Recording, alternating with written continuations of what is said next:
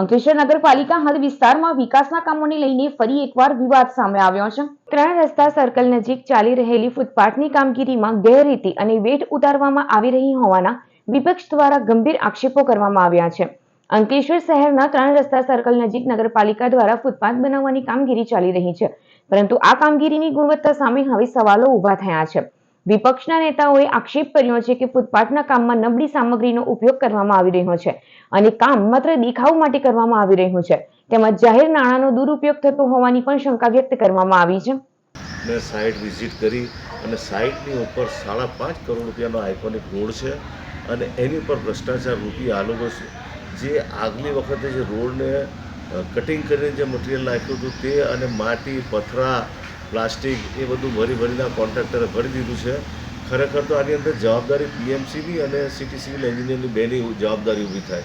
સીઓને આની અંદર કંઈ લેવા દેવા નહીં, કેમ કે સીઓ તો 2 જગ્યાએ વહેંચાયેલા છે અને સીઓ એ વહીવટકર્તા તરીકે છે, એ કંઈ સાઇડની ઉપર જવા નહીં માગે, કેમ કે સાઇડ પર જાય તો બીજું રહી જાય। એમને આરસીએમના કેટલા ચાર્જો છે, બીજી કેટલીક મિટિંગો હમણાં ચૂંટણીલક્ષી ચાલે છે।